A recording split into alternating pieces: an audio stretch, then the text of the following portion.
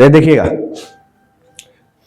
पिछले क्लास में हम लोग पढ़े थे केमिस्ट्री में चल रहा था आपका टॉपिक परमाणु की संरचना।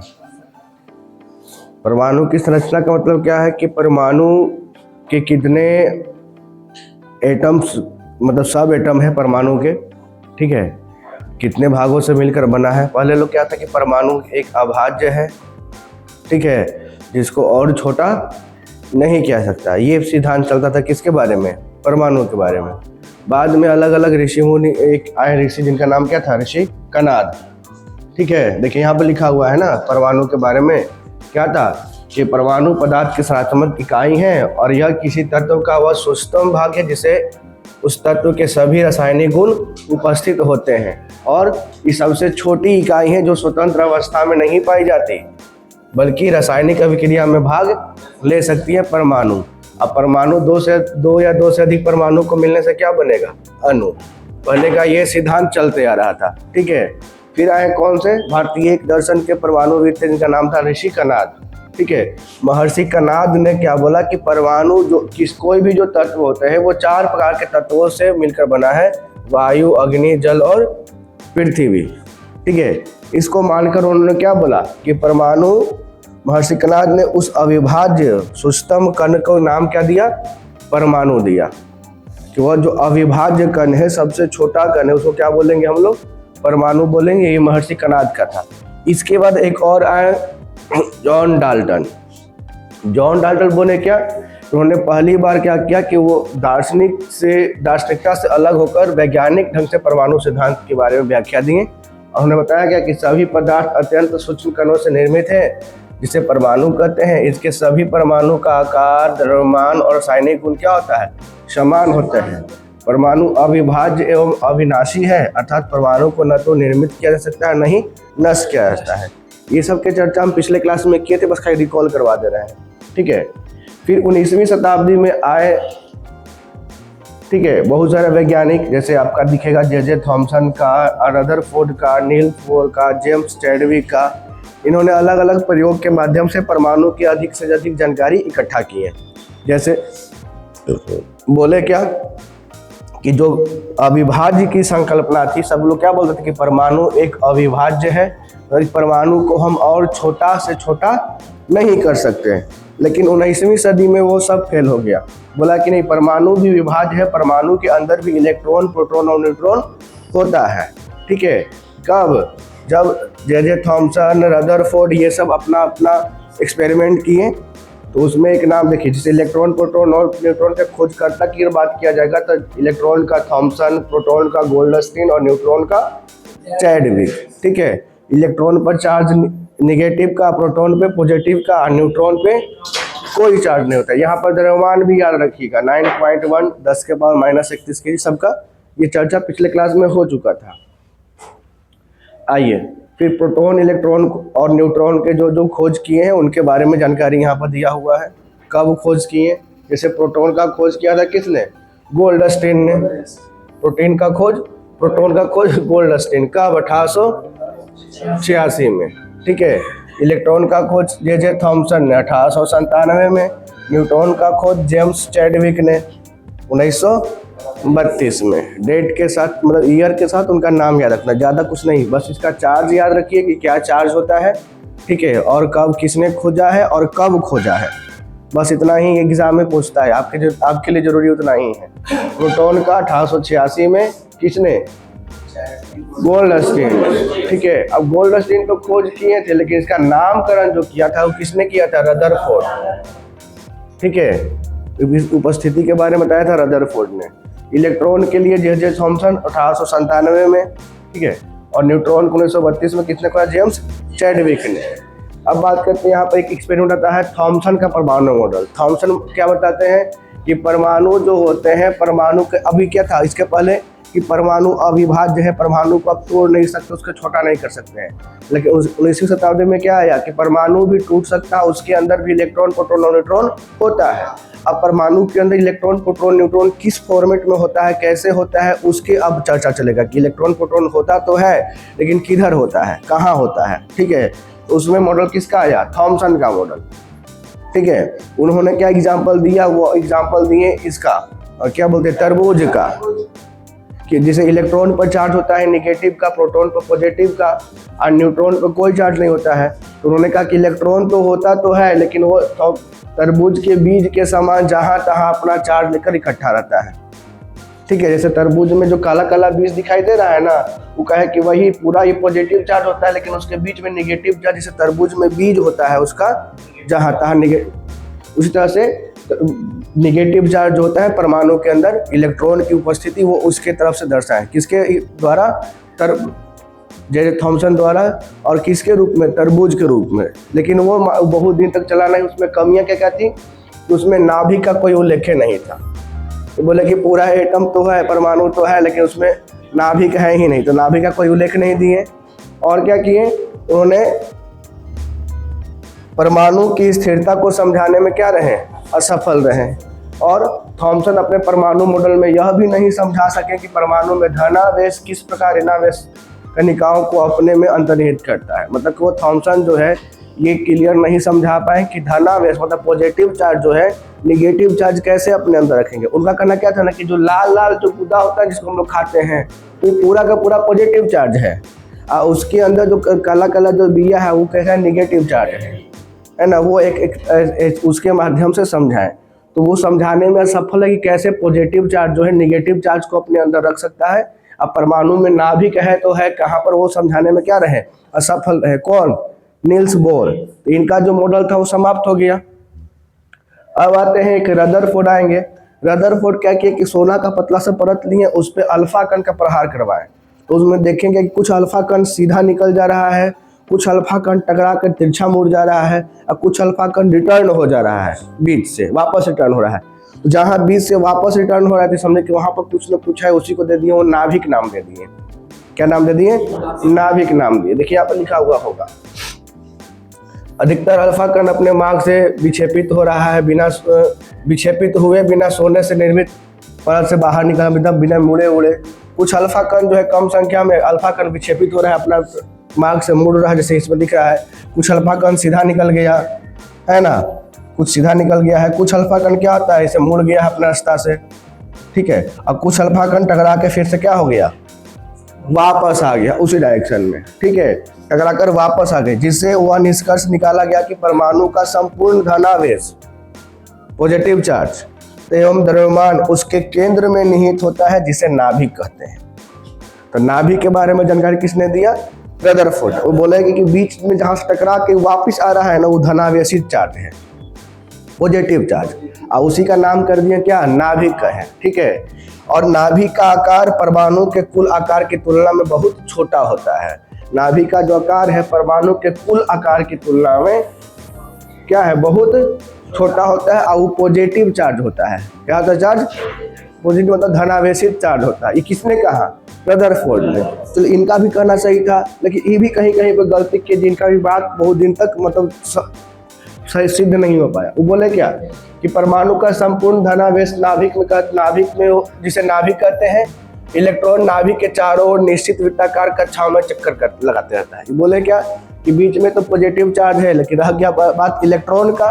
इलेक्ट्रॉन नाभिक के चारों ओर चक्कर लगाते रहता है। इलेक्ट्रॉन नाभिक के चारों क्या करता है, चक्कर लगाते रहता है, ठीक है।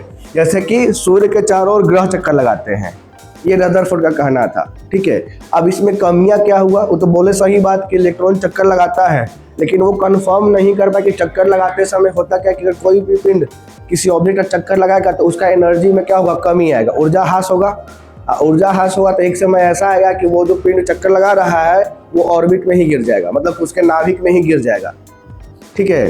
तो परमाणु खत्म है ना, ऐसा आएगा। आगे देखिए उसी कमियां था।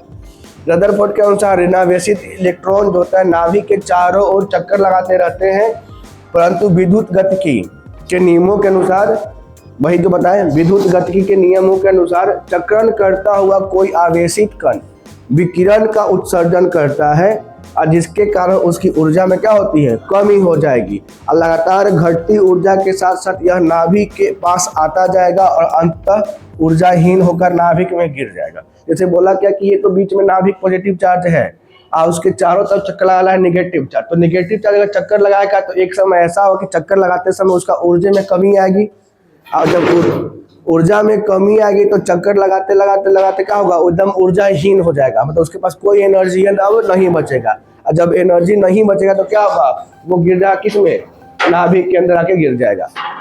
ठीक है, किस में गिर जाएगा, नाभिक के अंदर। ये उसका कमियां थी। हुआ क्या कि इस मॉडल ने नाभिक के बाहर गतिशील इलेक्ट्रॉन की व्यवस्था को स्पष्ट नहीं कर पाया। जो रदरफोर्ड का परमाणु मॉडल था वो नाभिक के बाहर जो गति कर रहा है इलेक्ट्रॉन, तो इनकी स्थिति को कंफर्म नहीं किया कि हाँ किस हिसाब से वो गतिशील है। ठीक है, तो रदरफोर्ड का परमाणु मॉडल भी वहां पर समाप्त हो जाता है। फिर एक आते हैं वैज्ञानिक जिनका नाम था बोर मॉडल, है ना, और इनका ही अभी तक चलते आ रहा है। बोर मॉडल जो पढ़िएगा वही चलते आ रहा है। देखिए बोर का परमाणु सिद्धांत, अभी वर्तमान में बोर का परमाणु सिद्धांत ही पढ़ने को है और यही सही साबित हुआ और अभी तक इसी को मान्यता प्राप्त है। हम लोग इसी के बारे में भी सीखते भी हैं। ठीक है, 1913 में नील्स बोर ने रदरफोर्ड के परमाणु मॉडल की कमियों को दूर करने के लिए एक नया परमाणु मॉडल प्रस्तुत किया जो मैक्स प्लांक द्वारा प्रस्तुत क्वांटम सिद्धांत पर आधारित था। और आप सर क्वांटम सिद्धांत क्या है, क्वांटम थ्योरी, तो क्वांटम सिद्धांत ये बोलता है कि ऊर्जा विकिरण अथवा ऊर्जा का उत्सर्जन या अवशोषण मतलब कमी होना निरंतर न होकर अनिश्चित छोटे छोटे पैकेट्स के रूप में होता है, जिसे क्या कहते हैं, क्वांटम कहते हैं। जिसे बोला गया कि ऊर्जा का उत्सर्जन और मतलब ऊर्जा निकलना या ऊर्जा का कमी होना वो निरंतर नहीं होता है, निरंतर नहीं होता है, वो छोटे छोटे पैकेट्स के रूप में होता है, बंडल के रूप में होता है। उसी का नाम क्या क्या पड़ गया है, क्वांटम पड़ गया है। ठीक है, ये किसने कहा, नील्स बोर ने। जो कमियां था किसका, रदरफोर्ड के परमाणु मॉडल में, उसको सुधार करने के लिए एक नया सिद्धांत लेके आए। कब, 1913 ईस्वी में।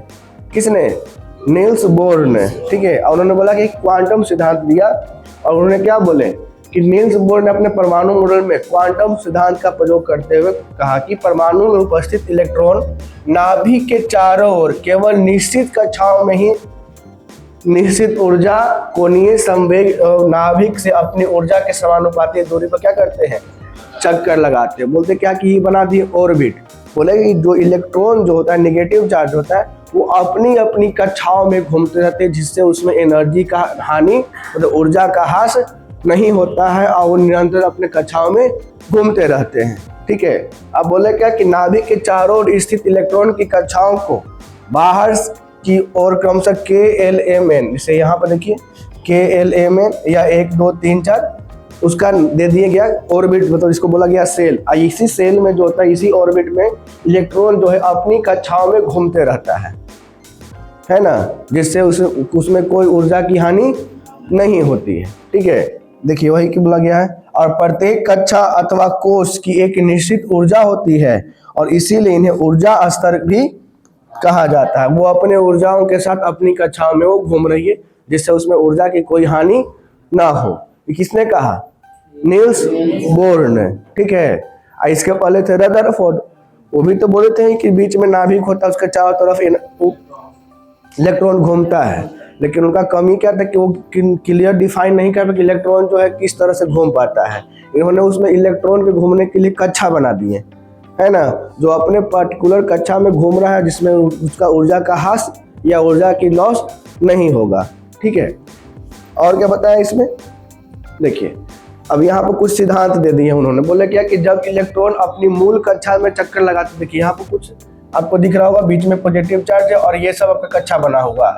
इसमें आपका KLMNO तक कक्षा करना है, 5 कक्षा है, आगे भी चल सकता है OPQRS। ठीक है, और यहाँ पर 1 2 3 4 5 नंबर है। अब यहाँ पर कुछ डैश देखा हुआ, यहाँ से ऐसे एरो दिया हुआ, लिखा हुआ एनर्जी इंक्रीज, एनर्जी इंक्रीज। वो क्या होता है कि बोले क्या कि अगर कोई इलेक्ट्रॉन जो है अपनी कक्षाओं में घूम रहा है और उसमें घूमते हुए उसका होता है कि चक्कर लगाते हैं तो वह ऊर्जा का उत्सर्जन नहीं करता, अर्थात उसमें ऊर्जा का कोई परिवर्तन नहीं होता। अपनी कक्षा में घूम रहा है तो वो ऊर्जा का उत्सर्जन नहीं करेगा, इसलिए उसमें ऊर्जा का कोई खपत होवे नहीं करेगा, पहली बात। दूसरी बात क्या बोली इन्होंने कि जब कोई इलेक्ट्रॉन जो है नाभिक से दूर वाली कक्षा में जाता है, नाभिक से दूर वाला कक्षा मतलब इधर बढ़ेगा, है ना, तो निम्न कक्षा से उच्च कक्षा में जाएगा। जैसे यहाँ पर नाभिक शुरू किया गया 1 2 3 से ना, 1 2 3 4 5, अगर 1 से 2 में गया या 2 से 3 में गया तो निम्न से उच्च कक्षा में गया है। निम्न कक्षा से उच्च कक्षा की ओर गया है तो वह बाह्य स्रोत से ऊर्जा ग्रहण कर लेता है, अर्थात उसकी ऊर्जा क्या होती है, बढ़ जाती है। जब निम्न से उच्च में जाएगा तो ऊर्जा बढ़ जाएगा, और जब उच्च से निम्न में आएगा तो ऊर्जा घट जाएगा। लेकिन ध्यान देना है बाबू आपको कि यहाँ पर अरेंज करने का नाभिक से शुरू करना है या बाहर क्यों अरेंज करना है। जैसे इसमें अरेंज किया गया है ना KLMNO, इसे ना तीर को मान ले KLMNO तो मामले खत्म है ना। ओ के बाद P कहाँ, नाभिक में घुस जाइएगा नहीं ना। तो K से शुरुआत करना है तो K कहाँ से शुरू करें, नाभिक के बगल से, तब ना KLMNO। अब आगे भी जाएगा तो OPQR चलते रहे। अब ऐसे करेंगे तो KLMN के बाद कहाँ जाएंगे, आगे नाभिक में घुसा देंगे तो लो बातें खत्म।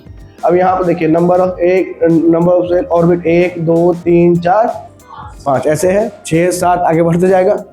तो नीचे से शुरू करना, ऊपर की ओर जाना है। तो जब निम्न कक्षा से उच्च कक्षा में जाएगा तो इलेक्ट्रॉन का ऊर्जा बढ़ जाएगा, और उच्च कक्षा से निम्न कक्षा में आएगा तो इलेक्ट्रॉन की ऊर्जा घट जाएगा। यही नील्स बोर महोदय समझाए। बोले कि क्या क्या होता है, इलेक्ट्रॉन कितनी संख्या में होते हैं कक्षाओं में, तो उसका एक सिद्धांत दिए कि इलेक्ट्रॉन की जो संख्या होती है 2n² के अनुसार बढ़ती है। 2n², n मतलब कि नंबर ऑफ ऑर्बिट। जैसे अगर हम बात करें पहला में n1 लिखा हुआ है, लिखेंगे 2n² था, मतलब कि 2 गुना 1 का स्क्वायर, कितना 2 गो इलेक्ट्रॉन, मतलब कि पहला ऑर्बिट में हमारा 2 गो इलेक्ट्रॉन रहेगा। दूसरा में जाएंगे तो लिखेंगे 2 गुना 2 का स्क्वायर, तो 2 का स्क्वायर 4, 2 गुना 4 कितना हो जाएगा 8, मतलब कि दूसरा ऑर्बिट में हमारा 8 इलेक्ट्रॉन दिखाई देगा। कितना हो गया, 1 2 3 4 5 6 7 8, ठीक है। मतलब n क्या है, नंबर ऑफ ऑर्बिट, कक्षाओं की संख्या। आप जिस कक्षा की बात की उसमें कितना इलेक्ट्रॉन रहेगा तो कक्षा का स्क्वायर कर देंगे, उसमें 2 से गुना कर देंगे। और बोला कि तीसरा कक्षा में कितना इलेक्ट्रॉन था, 3 का स्क्वायर 9 और 9 दूना 18, मतलब कि तीसरा कक्षा में 18 इलेक्ट्रॉन। चौथा कक्षा में कितना इलेक्ट्रॉन, तो 4 का स्क्वायर 16 है ना, 16 दूना 32। मतलब जिस कक्षा में इलेक्ट्रॉन की संख्या पूछेगा उस कक्षा का पहले स्क्वायर कर देंगे और उसको फिर 2 से मल्टीप्लाई कर देंगे, ठीक है। ताकि आप लोग पढ़े होंगे 11 क्लास में इसको बहुत अच्छा से समझाया गया होगा। जिनका साइंस बैकग्राउंड होगा, फिजिक्स उस पर, 11th में इसको बहुत 2 8 18 32 अरेंज करते होंगे, है ना। याद आ रहा है कुछ, उसको क्या बोलते थे जी, इलेक्ट्रॉनिक विन्यास। याद आ रहा है ना, अरेंज करने के लिए इलेक्ट्रॉनिक विन्यास बनाते थे। चलिए देखिए वही चीज लिखा हुआ है ना, पहली कक्षा में 2n² 2, दूसरी कक्षा में 8, तीसरी कक्षा में 18, चौथी कक्षा में 32, और 5वीं कक्षा बोलेगा तो 5 का स्क्वायर 25, 25 दूनी 50, है ना। छठी कक्षा में पूछेगा तो 6 का स्क्वायर 36, 36 दूना 72। मतलब हम क्या बोलें कि जिस कक्षा का पूछेगा उस कक्षा का पहले आप स्क्वायर कर लीजिए, ठीक है। स्क्वायर करने के बाद जो संख्या उसको दुगुना कर देंगे तो आपका उस कक्षा में कितना इलेक्ट्रॉन होगा उसकी संख्या आप इजीली निकाल सकते हैं। चलिए तो सवाल पूछते हैं इधर से, बताइएगा, आप बताइएगा 5वीं कक्षा में कितना इलेक्ट्रॉन होगा।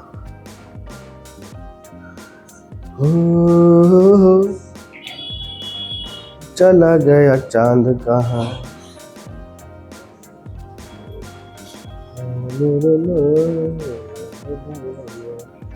देख रहे हैं ना। अब का हम घोर के पिलाएं सबके पोलियो ड्रॉप। अगर 5 के स्क्वायर करने नहीं आता है, अब उसका दुगुना कीजिए। अब मैं सोच रही लिखल है बोर्ड पर 4 गो, हमारा से पूछ दिया 5वां बताइए, कैसे बताए, कैसे मास्टर है। बहुत मार मारेंगे, ध्यान दीजिए। चलिए लास्ट बेंच, हेलो हेलो मुरठा भाई साहब, दोनों तो मुरठे मान ले हैं। बताइएगा 7वां कक्षा में क्या इलेक्ट्रॉन होना चाहिए, आए 98 गो। गजब, आप समझिए के बारे में ना। आप साइंस पढ़े हैं क्या जी बरहवा में, तब है ना। आपका आर्ट्स है क्या, पढ़वे नहीं किए, अच्छा आप नहीं सुने थे, ठीक। अब खराब बात को तुरंत सुन लीजिएगा, अच्छा बात नहीं सुनिएगा। चलिए यहाँ बताइएगा, उधर बीच में है, लास्ट तीसरा बेंच के बीच में, तीसरा बेंच के बीच में वो, हाँ छठा कक्षा में क्या इलेक्ट्रॉन चाहिए?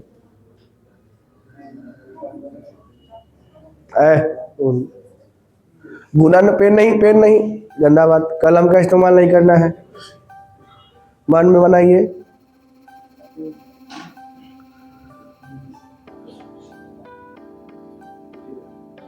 हिंट करेगी तुम लोग, शराब लगेगा हमारा। कितना? 72। चलो ठीक है।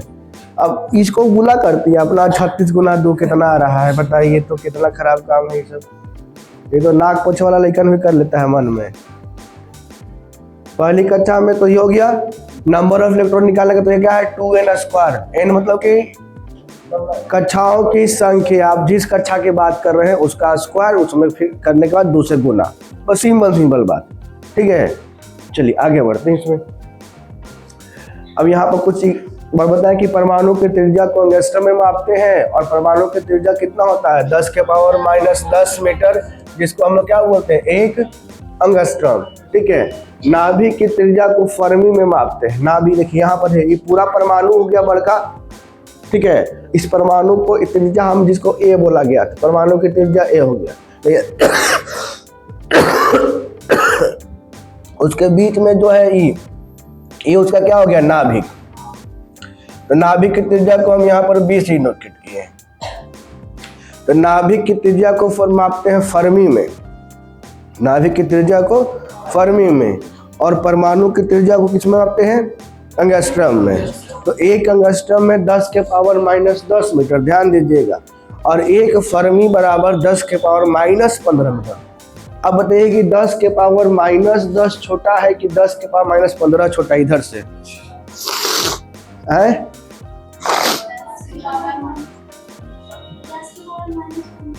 -15, वो बड़ा पावर दिखाई दे रहा है। अच्छा बड़ा है तो छोटा हो जाएगा। हाँ ये बात सही बता रही है, माइनस में है ना, इस कारण से जो बड़ा रहेगा वो सबसे छोटा कहलाएगा। ये बात सुनना चाह रहे थे, बढ़िया है। ठीक है, मतलब परमाणु की त्रिज्या का सवाल पूछता है तो 10⁻⁻10 मीटर मानेंगे, है ना। अब परमाणु की त्रिज्या को किस में मापेंगे एंगस्ट्रम में। नाभिक की त्रिज्या की बात करेगा तो 10⁻⁻15 मीटर, और उसको किस में मापते हैं फर्मी में। ठीक है, अब यहाँ पर क्लियर होगा कि परमाणु की त्रिज्या जो होता है नाभिक की त्रिज्या से 1,00,000 गुना अधिक होता है ना। वही सिंबल दिख रहा है, अंतर दिख रहा है ना, 5 का अंतर दिख रहा है, तो कितना गुना हो गया 1,00,000 गुना ज़्यादा बड़ा होता है। मतलब कि वो परमाणु के तुलना में जो उसका केंद्र होता है जिसको नाभिक कहते हैं वो 1,00,000 गुना छोट होता है। अब परमाणु तो ऐसे ही बहुत छोटा है ना, और उससे भी 1,00,000 गुना छोटा क्या है उसका नाभिक है। और उस नाभिक के अंदर समायल है कौन, प्रोटॉन और न्यूट्रॉन, पॉजिटिव चार्ज और न्यूट्रॉन चार्ज ना। और उस नाभिक के चारों ओर चक्कर लगा रहा है इलेक्ट्रॉन, जिस पर चार्ज है नेगेटिव चार्ज, और उसका अपना अपना कक्षा है K11 के फॉर्म में है 1 2 3 4 के। ठीक है, यहाँ पर दोनों दिखाई थोड़ी दे रहा था, यहाँ पर सिर्फ पॉजिटिव चार्ज दिखाई दे रहा है, और पर कोई चार्ज नहीं था। जिस पर पॉजिटिव चार्ज दिखाई दे रहा है वो प्रोटॉन हो गया, P से प्रोटॉन P से पॉजिटिव, मामले खत्म हो जाएगा। अगर अब कुछ नहीं है तो ये न्यूट्रॉन है, न्यू से न्यूट्रॉन, न्यू से न्यूट्रल, न्यूट्रल मतलब किसी कोई चार्ज नहीं रहेगा। ठीक है, और रह गया इलेक्ट्रॉन, तो इलेक्ट्रॉन जो है बाहरी कक्षा में घूम रहा है अपने अपने ऑर्बिट में। ठीक है, और अभी जो सिद्धांत चल रहा है वो नील्स बोर का सिद्धांत ही चल रहा है। ठीक है, बाद में देखिए कुछ वैसा होगा, कोई हुआ वैज्ञानिक बोला कि नहीं नील्स बोर भी बोलते खत्म कहानी था, कोई इतना मानी ऑर्बिट नहीं हुआ, कोई एक ऑर्बिट होना चाहिए था।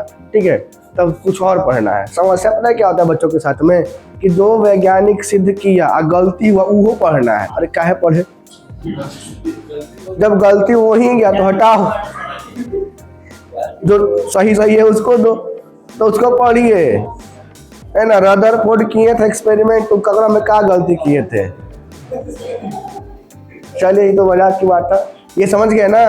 और ये सवाल हम अभी थोड़ा देर में फिर पूछेंगे, परमाणु की त्रिज्या नाभिक की त्रिज्या। ठीक है, परमाणु की त्रिज्या एंगस्ट्रम में 10⁻⁻10 मीटर, नाभिक का फर्मी में 10⁻⁻15 मीटर। 10 के पावर 1 मतलब कितना गुना हो गया 1,00,000 गुना छोटा बड़ होता है। चलिए खैर आगे आते हैं। अब इसमें आगे कुछ इंपॉर्टेंट क्वेश्चन जो आप लोग को बनाना है।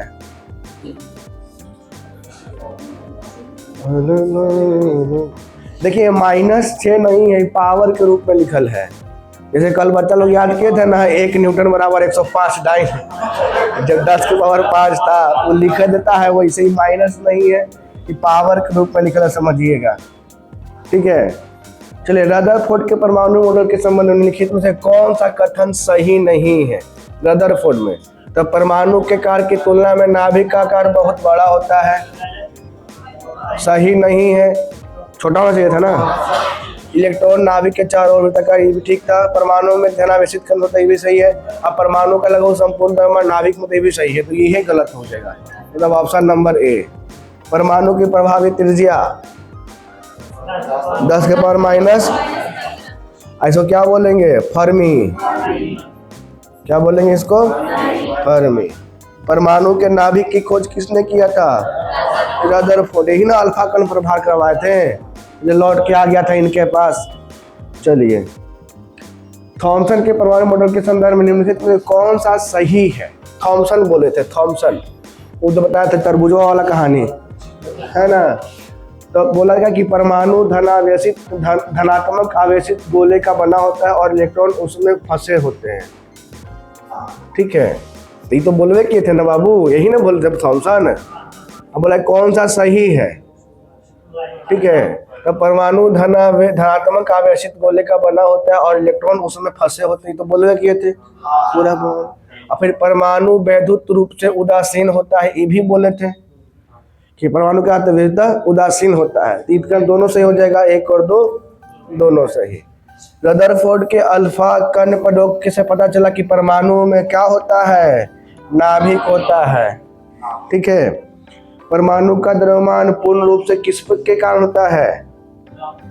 नाभिक के कारण ना। नाभिक में क्या होता है? प्रोटॉन और न्यूट्रॉन। धनावेशित का नहीं था ना, प्रोटॉन न्यूट्रॉन। प्रोटॉन की खोज किसने किया बताइए? याद कीजिए, आप लोग लिखवाए थे।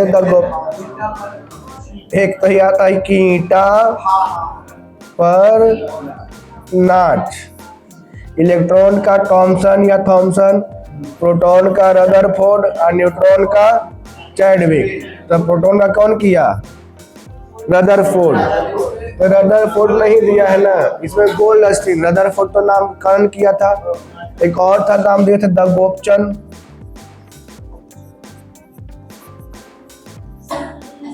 Thompson electron, Goldstein proton, Chadwick neutron. तो गोल्डस्टीन खोज किए थे, नामकरण किए थे रदरफोर्ड इसमें। ठीक है, तो यहाँ पर कौन दिया है इसमें? गोल्डस्टीन।